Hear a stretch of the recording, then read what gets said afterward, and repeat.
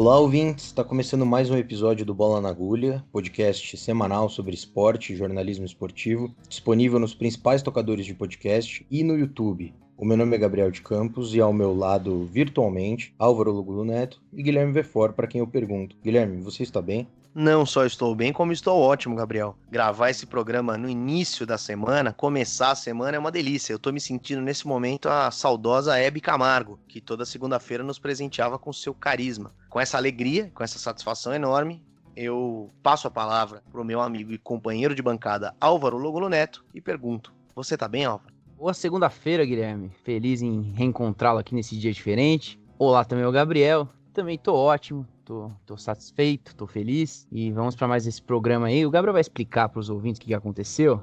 Mas você pode ficar tranquilo que o Bola na Agulha segue firme e forte, não teve nenhum tipo de turbulência. E se você quer saber mais do nosso trabalho, entra nas nossas redes sociais, lá no Instagram, no Facebook, no Twitter, com a @bola na agulha, um A só entre o N e o G, você já tá careca de saber. E também entra no canal no YouTube, pode se inscrever por lá, os episódios também ficam disponíveis, caso você prefira essa rede social belíssima. Isso, se você quiser contribuir ainda mais com o Bola na Agulha, você pode acessar a nossa campanha de financiamento coletivo pelo PicPay. A gente abriu uma campanha por lá, é só procurar Bola na Agulha no seu gadget e você vai encontrar 5 planos de assinatura com valores diferentes para você contribuir com esse projeto, que é totalmente independente, em valores mensais. Tudo que a gente arrecada no PicPay é revertido para o podcast, nada vem para nós. E só para justificar para a audiência o que aconteceu para que a gente gravasse esse programa em um dia diferente, depois do prazo estipulado por nós mesmos, alguém da produção, alguém do time Bola na Agulha, deixou vazar a informação que nós três tiraríamos 1, 2, talvez 3 semanas de férias, de recesso. Seria uma saída silenciosa que a gente não anunciaria para a audiência. Mas alguém vazou essa informação e rapidamente o Procon foi infestado por ligações de muitos fãs do Bola na Agulha que pediram que a gente continuasse o programa, alguns deles irritados porque contribuem no PicPay e dizem ter o direito de ter o programa, outros só indignados por não ter a nossa fala na sexta ou sábado como de costume. É importante pontuar que essa informação era mentirosa, né, Gabriel? E o time Bola na Agulha é muito grande, então a gente já tá tomando as providências aí para descobrir da onde que veio esse boato. Claro, claro. Bola na Agulha é uma família. O pessoal da edição, da produção, a galera da técnica. E aproveitar também esse momento para mandar um abraço para a turma do IRA, que acompanha o programa, que ouve o programa e é uma audiência bastante qualificada que a gente tem.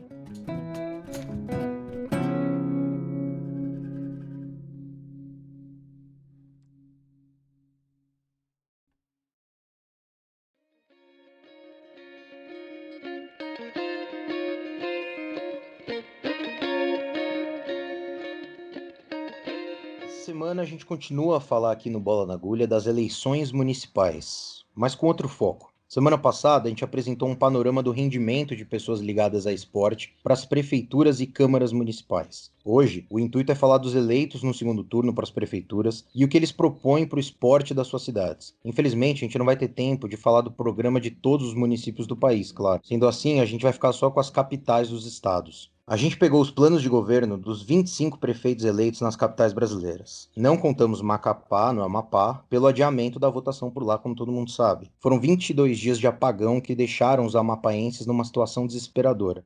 Bom, a gente olhou o plano de governo dos prefeitos eleitos nas capitais para ver as propostas para esporte, tanto esporte profissional, de alto rendimento, quanto esporte amador, além de espaços para a prática popular. O objetivo não é falar de cada plano especificamente, mas apresentar algumas conclusões que a gente conseguiu alcançar com esse levantamento. E apesar dos planos variarem bastante entre si, é possível perceber certos padrões em determinados grupos. As variações são de todo tipo: espaço do texto destinado a esporte, detalhamento das propostas, variedade de tópicos sobre o tema, etc. É claro que os planos não encerram a questão, mas são os documentos oficiais que formalizam as propostas. É interessante para ver como os candidatos se colocam quanto ao tema e a resposta da sociedade para isso. Todas as informações que a gente coletou nesse programa estão disponíveis no site do Tribunal Superior Eleitoral do TSE. Entre os eleitos, é unânime a consideração de que fomentar a prática esportiva é responsabilidade da prefeitura. Mas teve plano de governo que mal citou esporte nas propostas. Em algumas capitais, a palavra esporte aparece no plano 2 ou 3 vezes no máximo e não há prevista nenhuma proposta concreta. Um exemplo é o programa de João Campos, no Recife, que se limitou a dizer que a prática esportiva, entretenimento e lazer têm que ser desenvolvidos para a população ter uma vida saudável. Foi parecido com o Davi Almeida, em Manaus, que reiterou ser responsabilidade da prefeitura estimular a prática esportiva e prometeu a contratação de mais profissionais para a área, mas para por aí. Um cenário semelhante a esse foi o que a gente viu nos planos de governo do Sebastião Melo, eleito em Porto Alegre, do Eduardo Paes, eleito no Rio de Janeiro, e do Bruno Covas, em São Paulo. Ainda que essas sejam 3 das cidades mais populosas e ricas do país, com uma prática esportiva bem diversificada, que vai além de praças esportivas populares até atletas do mais alto nível. Mas a gente vai falar desses casos um pouquinho mais pra frente. Já em algumas outras capitais, o esporte até aparece nas propostas de governo, mas de uma maneira bem superficial ou pouco esclarecedora. Em alguns casos, até existem medidas direcionadas para o esporte e lazer especificamente. Só que não tem uma descrição aprofundada sobre o porquê daquela proposta, como ela teria sido feita, quem impactaria. Por isso, fica um pouco vago o que está proposto. Um primeiro exemplo interessante a gente encontra em Campo Grande, capital do Mato Grosso do Sul. O Marquinhos Trade, do PSD, foi reeleito nesse ano ainda no primeiro turno. Mas o curioso é que ele tem o cargo de presidente do Tribunal de Justiça Desportiva do Mato Grosso do Sul no currículo antes de se tornar prefeito da capital. E mesmo assim, a gente quase não encontra menções a esporte no plano de governo dele. Entre as 55 metas que ele destaca, uma dá conta de, abre aspas, implementar ações de apoio e fomento às atividades esportivas. Mas é só isso. Não detalha quais seriam essas ações, como o processo aconteceria, em que âmbito do esporte exatamente ele está se referindo,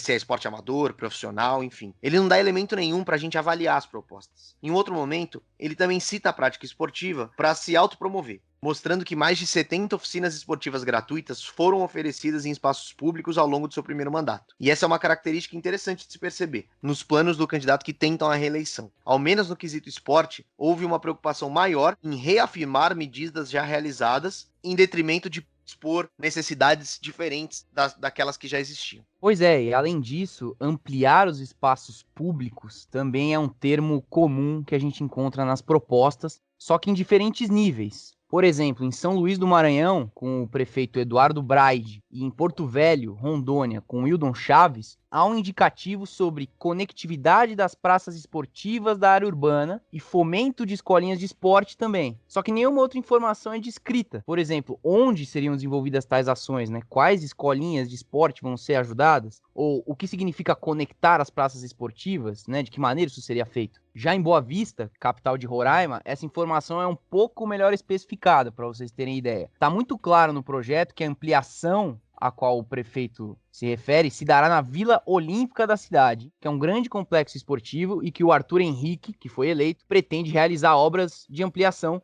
Em Florianópolis também, com o prefeito reeleito Jean Loudeiro, do DEM, há minimamente um destaque a um evento que ele promove, chamado Esporte no Bairro, que leva a prática esportiva a lugares carentes do município. Pelo menos ele citou isso, mas não tem nada que vá além sobre essa ação promovida em Florianópolis. E isso que a gente está falando aqui é algo que se mostrou muito comum nas propostas. Não é nada muito descritivo, não. A gente percebe de vez em quando uma menção a alguns detalhes que seriam importantes da população em geral saber. E se tem lugares que citam o esporte, mas que traçam esses planejamentos genéricos, por vezes até incluindo o esporte em outros tópicos, como lazer e cultura, também tem casos em que não é possível encontrar nada minimamente concreto. Belém é um exemplo desse caso e é bem curioso o que acontece por lá. No plano de governo do agora prefeito Edmilson Rodrigues, existe um detalhamento bastante interessante sobre o que ele julga serem os problemas e fraquezas da gestão anterior na cidade no âmbito do esporte. Ele talvez seja o único entre todas as capitais que apontou números, porcentagens, tentou provar o ponto de que o esporte estava largado em Belém e que ele, sendo eleito, daria um jeito nisso. Só que tem um problema. Ele fez todos esses apontamentos, essas críticas enfáticas, só que ele, prefeito do PSOL agora, eleito, não apresentou nenhuma solução aos problemas que ele mesmo apontou nesse plano de governo. Sobre esportes, ele se limita a dizer que a prática por parte dos cidadãos é sim dever do Estado e que a política esportiva será conduzida com transparência na cidade. Só isso. Ou seja, tirando os dados que ele apresenta para contextualizar, né, para falar sobre a gestão antiga, essa proposta se difere muito pouco daquela do prefeito José Sarto, do PDT, em Fortaleza, que cita o esporte apenas 3 vezes no seu texto e sempre associando ele a outras esferas, como mobilidade, lazer, educação, coisas que são diferentes, né, e que mereciam atenção separada. É claro que pode haver uma conexão entre todos esses fatores, mas caberiam medidas separadas. E não é isso que acontece. Em 13 das 25 capitais que a gente conferiu, né, tirando o Amapá, como o Gabriel falou, ou seja, em mais de 50%, a gente observou que nos planos de governo oficiais, disponíveis para consulta pública no TSE, é importante frisar de novo, não se fala nada sobre esporte, ou ele é tratado de maneira extremamente superficial, com medidas que apresentam o verbo, digamos assim, né? Então, fala sobre ampliar, construir, fomentar, mas não entra em mais detalhes sobre como isso seria feito. E aí, num outro grupo, digamos, né, de cidades que a gente dividiu, estão aquelas que apresentaram propostas para o esporte em seus programas de uma forma um pouco mais embasada, digamos assim, né? Existe um espaço dedicado ao tema, em regra, como esporte e cultura. Nunca é esporte sozinho, viu? Isso é legal de falar. E até mesmo esporte, lazer e juventude também há essa conexão. No entanto, o número de propostas ele acaba não sendo tão grande e ainda ficam faltando alguns detalhes. E a gente vai falar um pouco mais sobre esses casos agora. É o que a gente pode constatar no programa do Alexandre Calil, reeleito no primeiro turno em Belo Horizonte e uma das figuras ligadas ao esporte com maior destaque nessas eleições. Quem quiser saber mais sobre isso, pode ouvir o nosso último programa em que a gente fala bastante sobre as eleições. Bom, o programa do Calil está nessa categoria, digamos assim, pelo número de propostas para esporte. São só 3 propostas, apesar delas serem apresentadas de forma bastante detalhada em comparação a outros candidatos. Assim como nas outras áreas do programa do Calil, é apresentado um desafio que justifica cada uma das propostas, que por sua vez surgem como respostas a esses desafios. Quem também apresenta um panorama da cidade em formato de diagnóstico, digamos assim, para justificar suas propostas, é o Dr. Pessoa, eleito prefeito de Teresina, no Piauí. Em seguida, são colocadas 5 propostas, todas elas bem delimitadas. Há a discriminação de quem serão os principais beneficiários da política pública, quem serão os responsáveis por ela, qual a fonte de recursos, o prazo estimado para a realização, que no caso das propostas para esporte é a partir do 2º ano de mandato,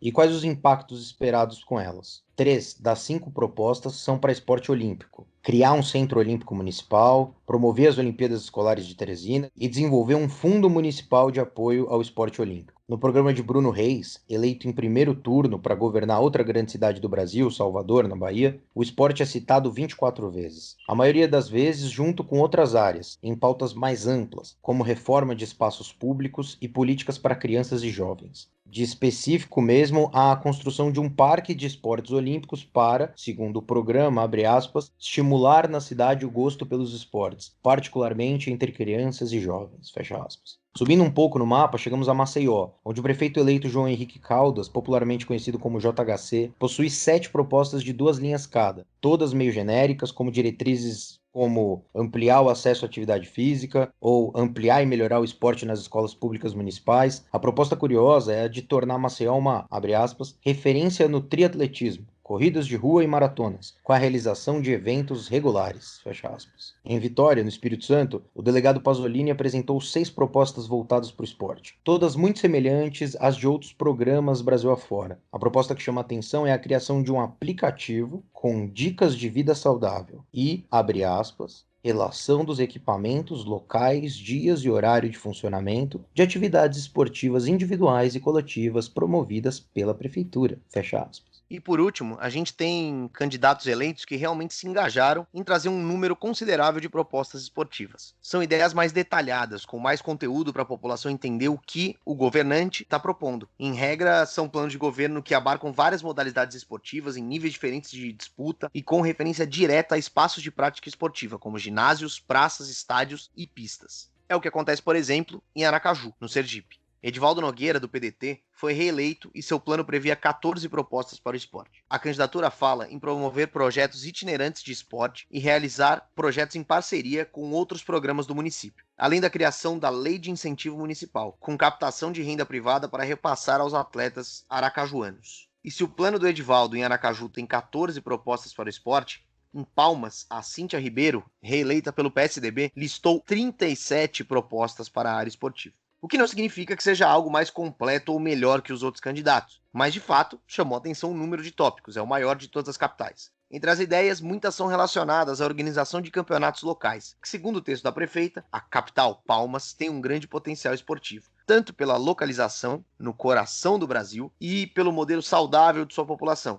Entre alguns exemplos, ela pretende organizar campeonatos de futebol feminino, tênis de mesa, triatlo, basquete, futebol feminino, tênis de mesa, triatlo, basquete 3 contra 3 e até aulas de zumba em parques esportivos, olha só. Em Natal, no Rio Grande do Norte, o plano de Álvaro Dias, do PSDB, que não é aquele Álvaro Dias que aparentava estar embriagado nos debates, também tem muitas propostas de revitalização e ampliação dos espaços públicos do esporte. Promete até a construção de um ginásio poliesportivo, mas apresenta propostas de outras áreas também. Inclusive, pontua que a Secretaria de Esportes trabalhará em parceria com outras pastas, como saúde, transportes e projeto de urbanização. No Acre, a capital Rio Branco teve eleito Tião Bocalon, do PP, que, entre várias propostas, vale destacar a promessa de resgatar o programa Bolsa Atleta Estadual, de incentivo aos atletas que disputam torneios nacionais, e de promover parcerias com universidades para desenvolver atividades esportivas focadas em saúde da população. E dentro dessa lista a gente também pode citar os planos de governo do Rafael Greca, do DEM, que foi reeleito em Curitiba, e do Emanuel Pinheiro, do MDB, em Cuiabá. Ambos trouxeram um grande número de propostas com um grau considerável de detalhamento. E antes da gente entrar em alguns casos específicos que a gente quer citar aqui, né, sobre São Paulo e Rio de Janeiro, é importante lembrar que esse levantamento que a gente faz não tem nenhum juízo de valor. Não quer dizer que os prefeitos com mais propostas farão governos melhores do que os outros, né? De novo, como o Guilherme falou, o plano de governo oficial não é uma garantia de uma boa gestão.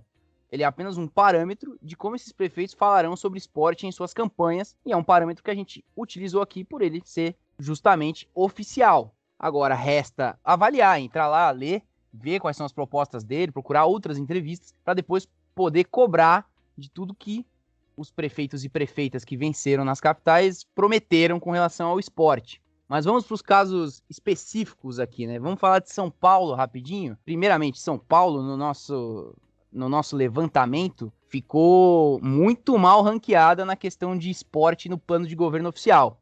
No plano do Bruno Covas, a palavra esporte aparecia 3 vezes em 46 páginas e de uma forma extremamente vaga. Mas, na maior capital do país, a pauta esportiva fica por conta das concessões dos espaços públicos que a gestão do Bruno Covas estava, e certamente continuará, tentando concretizar. Agora, reeleito, o prefeito do PSDB deve dar continuidade a esses projetos. Primeiro, com relação ao Autódromo de Interlagos, né? A gente até comentou um pouco mais em um episódio recente, o penúltimo, sobre motovelocidade no Brasil, mais especificamente sobre as mortes na Superbike, que a gente fala bastante do Autódromo de Interlagos. Na realidade, a grande intenção do João Dória, lá em 2017 ainda, e depois do seu sucessor Bruno Covas, era de privatizar totalmente essa pista, vendê-la, e assim acabar com qualquer relação entre prefeitura e Interlagos. Só que o projeto não funcionou, ele foi rejeitado pelo Tribunal de Contas do município de São Paulo por não cumprir com alguns requisitos. E ele foi rejeitado mais de uma vez. E aí, com a proximidade do final do contrato do Autódromo de Interlagos com a Fórmula 1, a Prefeitura de São Paulo decidiu correr e recorrer à concessão para não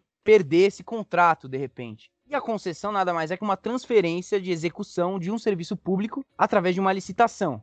Dessa forma, os investimentos eles ficam a cargo de uma empresa terceira, que também deve cumprir com todas as obrigações legais, enfim. Perguntado sobre essa questão antes da eleição, o Bruno Covas garantiu que o autódromo será sim concedido por meio de uma concorrência internacional. E a futura concessionária, ou seja, quem vencer essa disputa, vai ter que realizar a modernização, recuperação, revisão e configuração de todos os sistemas integrantes do autódromo, incluindo sistemas elétrico, hidráulico, de esgotamento sanitário, drenagem, telecomunicação, tecnologia de informação e ar-condicionado. Só isso, a lista é essa aí. E esses investimentos, para conseguir abarcar tudo isso, chegam aproximadamente a 466 milhões de reais. O prefeito reeleito, nesse último domingo, também reiterou que, abre aspas, sempre que a avaliação dos setores técnicos apontarem que as concessões forem mais vantajosas para a prefeitura e população, isso será colocado em prática na questão dos espaços públicos. Além de Interlagos, a gente pode lembrar também do estádio do Pacaembu, que teve seu processo de licitação encerrado em 2019, vencido pela concessionária Alegra. essa empresa vai desembolsar 111 milhões de reais por 35 anos de concessão do estádio do Pacaembu. O plano de privatizações, como eu disse, é um desejo antigo, né, das gestões do PSDB em São Paulo, não é de agora. As gestões do Partido Tucano consideram que esses espaços dão muito prejuízo ao erário do município e que, se forem cedidos à iniciativa privada, podem se tornar muito mais rentáveis. Agora falando especificamente sobre o plano de Bruno Covas, é curioso que há pouquíssimas referências a esporte. No projeto do Tucano, que contava com 46 páginas, a palavra esporte apareceu apenas 2 vezes, e junto de outros termos como cultura, lazer e etc. Nenhuma proposta específica destacada. Somente em uma entrevista para o Demétrio Vecchioli, do Olhar Olímpico, blog do UOL, é que tivemos algumas respostas do prefeito. Covas também comenta, em um âmbito geral, que a parceria com as organizações da sociedade civil e a iniciativa privada vão servir para fomentar a área de esportes como atividade econômica. Além dessa questão das concessões, ele também garantiu que a Secretaria de Esportes será mantida. Outro problema que Covas terá de resolver é a questão da tributação dos clubes de futebol. Em 2016, a gestão Dória revogou a isenção dessas associações de pagar IPTU. Os clubes teriam de pagar retroativo de 2013 a 2016 e de 2016 em diante. A medida teve resistência dos cartolas, que até hoje não liquidaram essa dívida. O principal reclamante é o Palmeiras. O clube da Zona Oeste da capital deve mais de 100 milhões de reais de IPTU e já teve problemas recentes com a prefeitura sobre o ISS, na época da construção da arena, do Allianz Parque. As dívidas repentinas atrapalham os projetos político-financeiros da Crefisa, patrocinadora milionária que reergueu o Palmeiras de uma fase terrível. Os donos da empresa são Roberto Lamáquia e Leila Pereira, essa última bastante famosa por ser ativa na rotina alviverde e pelo plano declarado de ser presidenta do clube. O casal terá que lidar com a prefeitura para renegociar essa dívida ou tentar eliminar a parte dela, o que talvez justifique a doação de Lamáquia de 200 mil reais para a candidatura de Bruno Covas. E depois de falar de São Paulo e da Sociedade Esportiva Palmeiras, a gente vai falar do Rio de Janeiro e do vascaíno Eduardo Paes, que voltou à Prefeitura do Rio depois de 4 anos. O mais curioso é que, apesar dele ter sido secretário de esporte do estado do Rio de Janeiro e de seus 2 mandatos anteriores, entre 2009 e 2016, terem como grande marca os mega eventos esportivos, como a Copa de 2014 e principalmente os Jogos Olímpicos de 16, seu programa de governo não apresenta quase nada relacionado ao tema. Há apenas uma menção ao esporte, de forma extremamente genérica, em um dos, abre aspas, objetivos gerais da sua candidatura. Nesse tópico, ele fala em criar uma campanha de conscientização para a cidadania nas escolas e espaços públicos. Dentre esses espaços estão os equipamentos esportivos. Mas o caso de Eduardo Paes é semelhante ao de Covas. Apesar de não ter nada no programa, tem uma entrevista dele, concedida ao Lance, na qual ele diz que o grande objetivo dele como prefeito, na área de esporte, é dar continuidade ao projeto do legado olímpico, ampliando a manutenção da Vila Olímpica e dos ginásios e buscando mais eventos que deem maior utilidade aos espaços construídos nos Jogos de 2016. Ele também falou um pouco sobre a construção do Autódromo de Deodoro, que tem sido um tema recorrente na discussão. A gente até falou um pouco sobre isso 2 programas atrás. Ele falou que é a favor que o Rio tenha um grande prêmio de Fórmula 1, mas ele ponderou que a área escolhida, que é essa área em Deodoro, não é ideal para o autódromo, porque se trata de um dos últimos territórios remanescentes de Mata Atlântica. E aí ele aponta, inclusive, a existência de um outro terreno na cidade do Rio, se eu não me engano, em Guaratiba, que pode ser utilizado para a construção do circuito.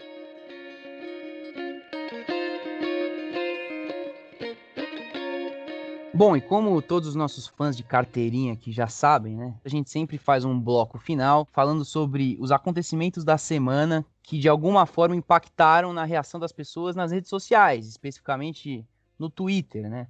Quais foram os assuntos mais falados, debatidos, nem sempre os mais falados, mas o que a gente julga ser importante. Só que nessa semana não tem muito como a gente fugir do assunto que parou o mundo inteiro, absolutamente, que foi a morte do Diego Maradona no dia 25. Né? O argentino morreu por conta de uma parada cardiorrespiratória, ele estava em Tigre, né, na casa dele, e faleceu aos 60 anos de idade. As notícias chegaram rapidamente, isso já subiu nos Trending Topics do Twitter, e ao longo do dia só se falou nisso, e a gente ainda percebe a repercussão acontecendo até hoje. Só um ponto que é interessante de citar, que além das óbvias menções ao ídolo argentino e aos times que ele defendeu, a gente também teve algumas discussões reacendidas.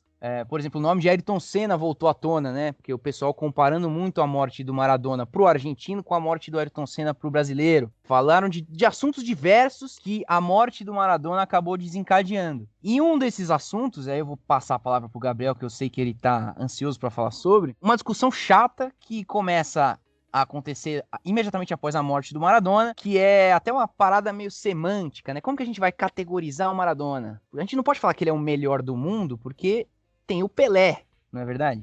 Não, exatamente. Isso foi uma coisa que eu particularmente achei lamentável, porque qualquer canal, qualquer emissora que você ligasse para ver a repercussão da morte do Maradona, as homenagens ao Maradona, elas eram sempre ligadas a alguma citação, alguma ponderação sobre o Pelé, alguma necessidade da imprensa brasileira em fazer ligações do Pelé com o Maradona infinitamente, até no momento da morte do cara, essas comparações vêm à tona novamente. E tudo bem, é um assunto inevitável, blá blá blá, porque sempre existe essa comparação de quem jogou mais, mas essa comparação é uma bobagem no momento. Essa comparação é uma bobagem sempre, mas no momento da morte do cara ela não faz sentido nenhum e aposto que só no Brasil ficou se falando do Pelé a cada 3 minutos na programação esportiva. Isso sem contar várias outras coisas que a crônica, que as mentes pensantes da crônica esportiva ponderaram sobre saúde mental, sobre dependência química, que foi um show de horror absurdo.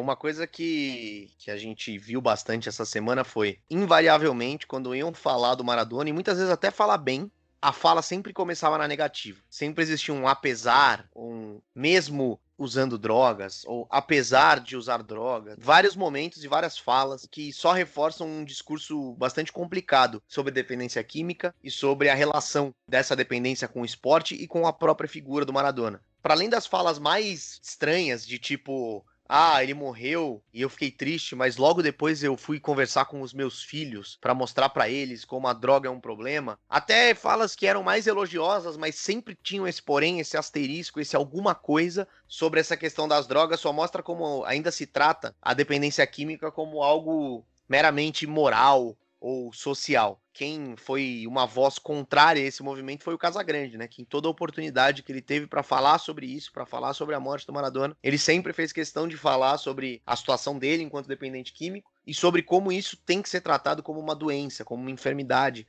E aí tem um texto que saiu no Intercept Brasil, escrito pelo Luiz Fernando Toffoli, que é um psiquiatra, falando justamente sobre isso, sobre como esse julgamento do Maradona, o título do texto é exatamente esse: julgar Maradona pelo uso de drogas só reforça o preconceito contra usuários. E resume basicamente o que foi feito em boa parte da semana, né? E ele fala justamente isso, ele fala, é muito fácil ficar dizendo, se ele não usasse droga, o que ele seria? Se ele não tivesse feito isso, o que ele seria? Mas, na prática, qual a necessidade disso? Qual a relevância de falar sobre isso? E não de tentar entender o que de fato ele foi e o quão importante ele foi pro esporte, o quão importante ele foi pro país dele, pro continente dele e pro mundo, né? O que a gente viu essa semana, a comoção que a gente viu essa semana foi sem precedentes, assim. Foi um negócio que eu, pelo menos, desde que eu acompanho esporte, nunca tinha visto relacionado a uma figura específica. Claro que teve outros momentos impactantes e importantes de luto muito grande, mas relacionado a uma figura específica, eu nunca tinha visto. Então, é um momento de celebrar uma figura que foi tão importante, tão relevante, mas parece que as pessoas sempre tentam achar um porém. E para além disso, além de falarem dessa coisa das drogas, usarem muito a palavra defeito. Porque o Maradona tinha defeitos. E por defeito, é óbvio que entra um monte de coisa e também entra as drogas. Mas, cara, é um julgamento moral tão tosco, assim. Que defeito é esse? Por que ele tinha defeitos? Quais eram esses defeitos? Ninguém explica. Todo mundo falava, tinha defeitos. Era só mais um termo, mais uma muleta que parte da imprensa esportiva, infelizmente, se apoiou para falar desse caso. Então, acho que é importante a gente parar para pensar em como a gente trata, primeiro, situações como essa, pensando no que o Gabriel falou do Pelé e desse ufanismo, e também a relação das pessoas, dos usuários, dos dependentes químicos, que muitas vezes são tratados por um simples julgamento moral pautado em sabe-se lá o quê, e às vezes isso só faz com que o problema seja ignorado. Então eu recomendo esse texto do Luiz Fernando Toffoli no Intercept Brasil e que todo mundo veja as falas do Casagrande no dia da morte do Maradona, que foram bastante importantes sobre essa questão da dependência química. E que não vejam a fala de outros comentaristas e jogadores por aí, que foram terríveis. Um abraço ao Caio Ribeiro, que também pode estar escutando o programa. Se não tiver, eu não fico nem um pouco incomodado.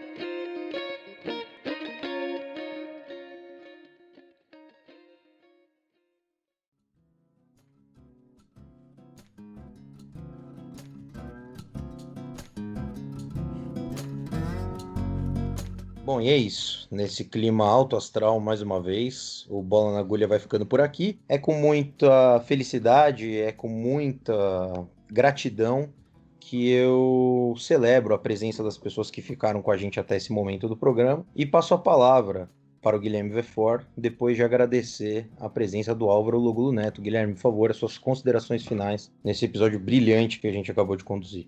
Minhas considerações finais não podiam ser outras, além de muito obrigado a vocês e aos nossos ouvintes por estarem com a gente mais uma vez. Queria também mandar um abraço pro Walter Galvão, mais uma vez, que é o nosso ouvinte aí assíduo, sempre tá aí com a gente, interagindo nas redes sociais, comentando, ouvindo nossos programas e merece esse abraço mais do que nunca. Forte abraço, Walter, forte abraço, Gabriel, e forte abraço, Álvaro Logulo Neto, o rei da voz. Forte abraço nesse dia maravilhoso, um dia de curtir com os parças, né? Um dia diferente que a gente gravou e esperamos que os nossos ouvintes sejam compreensivos aí com esse momento que a gente está sofrendo aqui de informações vazadas, né? Um pouco de falta de confiança dentro da própria equipe. A gente vai superar isso e vai seguir firme com bola na agulha por mais muito tempo. Um abraço a todos. Passo a palavra para o meu colega estimado Gabriel. Infelizmente, conforme cresce o projeto, crescem também os egos. E claro, a necessidade das pessoas de querer subir em cima de uma causa tão bonita como é o Bola na Agulha. Mas se você também quer fazer parte dessa causa bonita, você pode acessar as nossas redes sociais, seguir a gente por lá, @bola na agulha, um A só entre o N e o G. Se você quiser contribuir muito com a causa, aí você pode participar da nossa campanha de financiamento coletivo pelo PicPay, onde basta você baixar o aplicativo no seu gadget, no seu smartphone, colocar lá Bola na Agulha, você vai encontrar o nosso perfil com planos de assinatura que você pode contribuir mensalmente para o programa e todo o dinheiro que você jogar ali vai ser revertido para o programa. É isso, Bola na Agulha vai ficando por aqui e até semana que vem. Forte abraço.